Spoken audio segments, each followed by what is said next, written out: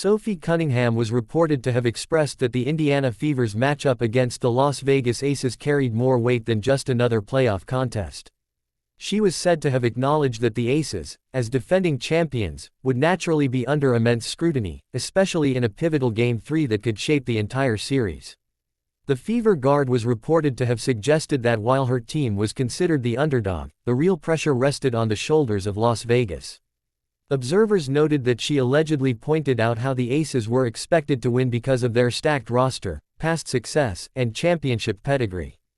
Cunningham was said to have remarked that being the favorite often brought challenges that could overwhelm even the most confident squads.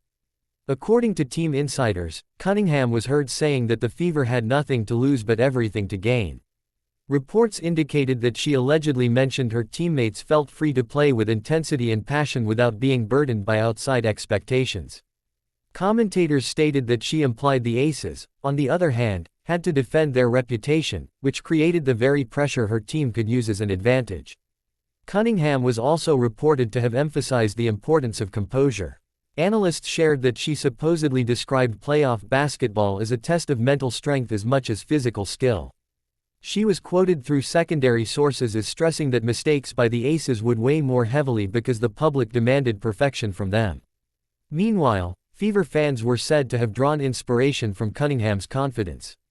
Local media outlets reported that she expressed belief in Caitlin Clark's leadership and her teammates' willingness to rise to the moment.